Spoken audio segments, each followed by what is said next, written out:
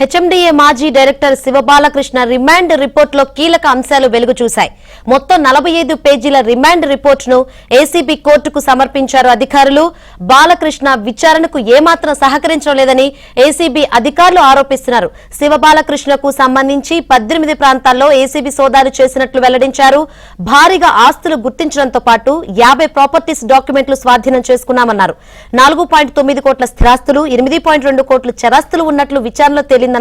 డాక్యుమెంట్ల ప్రకారం 10 కోట్ల విలువ ఉంటుందని, బహిరంగ మార్కెట్లో వాటి విలువ 10 రెట్లు ఎక్కువగా ఉంటుందని ఏసీబీ పేర్కొంది.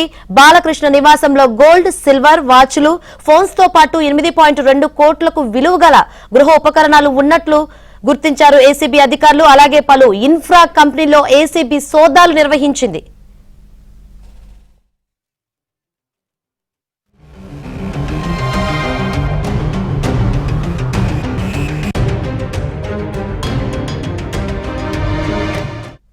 రైట్, మరిన్ని వివరాలు మా ప్రతినిధి శశిని అడిగి తెలుసుకుందాం. శశి, బాలకృష్ణ రిమాండ్ రిపోర్ట్ లో సంచలన విషయాలు వెలుగు చూసినట్టు తెలుస్తుంది. అసలు ఏమేం పేర్కొన్నారు దాంట్లో ఏసీబీ అధికారులు?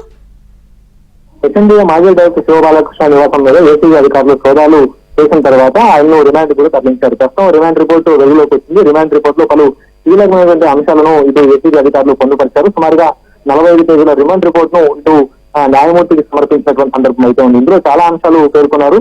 అయితే శివబాలకృష్ణను విచారణ చేస్తున్నటువంటి సమయంలో ఎక్కడా కూడా విచారణకు సహకరించాలంటూ కూడా ఏసీబీ అధికారులు తమ రిమాండ్ రిపోర్ట్ లో పేర్కొన్నారు. ప్రధానంగా 1994 లో గ్రూప్ 1 క్యాడర్ సర్వీస్ లోకి శివబాలకృష్ణ వచ్చారు. అప్పటి నుంచి కూడా వివిధ ప్రాంతాల్లో అనంతపురం, గుంటూరు, విజయవాడ, అలాగే వైజాగ్ లాంటి ప్రాంతాల్లో కూడా జేఎంసీ తర్వాత ఇతర శాఖల్లో కూడా చాలా కీలకంగా ఇతను పనిచేసినటువంటి సందర్భం కూడా ఉంది. 2021 నుంచి 2023 వరకు హెచ్ఎండిఏ డైరెక్టర్ గా కొనసాగుతున్నట్టుగా కూడా ఇటు ఏసీబీ అధికారులు తమ రిమాండ్ రిపోర్ట్ లో పేర్కొన్నారు. ప్రధానంగా 18 చోట్ల ఏసీబీ అధికారులు ఈ సోదాలు నిర్వహించారు. శివబాలకృష్ణ ఇల్లుతో పాటు ఆయనకు సంబంధించినటువంటి సన్నిహితులు కావచ్చు, లేకపోతే బినామీలుగా పేర్కొనబడేవాళ్ళు కావచ్చు, నివాసాలతో పాటు వివిధ ప్రాంతాల్లో కూడా సోదాలు నిర్వహించినప్పుడు భారీగా ఆస్తులను గుర్తించారు. అయితే శివబాలకృష్ణ నివాసంలో సోదాలు చేస్తున్నటువంటి సమయంలో 50 ప్రాపర్టీకి సంబంధించిన డాక్యుమెంట్లను కూడా స్వాధీనం చేస్తున్నారు. ప్రస్తుతం 4.9 కోట్ల స్థిరాస్తులు, ఆ తర్వాత 8.2 కోట్ల చరాస్తులను ఇప్పటికే ఏసీబీ అధికారులు గుర్తించినట్టు పేర్కొన్నారు. డాక్యుమెంట్ ప్రకారం అయితే మాత్రం ఇదంతా ఒక 10 కోట్ల వరకు విలువ ఉంటుందంటూ కూడా చెప్తూ ఉన్నారు. కానీ బహిరంగ మార్కెట్ లో ఈ ఆస్తుల విలువ సుమారుగా 100 కోట్లకు మేర ఉంటుందంటూ కూడా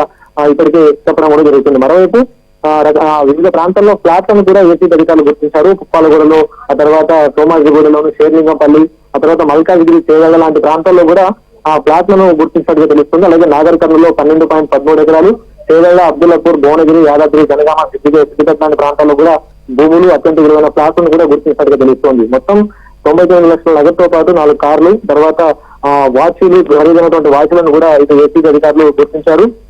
గోల్డ్, సిల్వర్, అలాగే వాచ్లు, ఈ ఫోన్స్, ఈ మొత్తం వాల్యూ కలిపి సుమారుగా 8.26 లక్షలు ఉంటుందంటే కూడా ఇప్పటికే ఏసీబీ అధికారులు తమ రిమాండ్ రిపోర్ట్ లో పేర్కొన్నారు. 120 హ్యాండ్ బ్యాగ్స్ కూడా స్వాధీనం చేస్తున్నారు. వీటి విలువ కూడా సుమారు 32 లక్షలు ఉంటున్నట్టుగా చెప్తూ ఉన్నారు. అలాగే యాపిల్ ఫోన్స్, అలాగే ట్యాబ్స్ కూడా స్వాధీనం చేసుకున్నారు. సుమారుగా ఇవి కూడా 31 ఉన్నాయి. వీటి విలువ కూడా 15 లక్షల వరకు ఉంటుందంటూ కూడా తెలుస్తోంది. ఇక వివిధ ఇన్ఫ్రా కంపెనీల్లో కూడా ఈ వివిధ ఇన్ఫ్రా కంపెనీల్లో కూడాను శివబాలకృష్ణ ఇప్పటికే పెట్టుబడులు పెట్టినట్టుగా తెలుస్తోంది. కాబట్టి ఆ కంపెనీల పైన కూడా ఏసీబీ అధికారులు ఇప్పటికే గురి పెట్టినట్టుగా తెలుస్తోంది.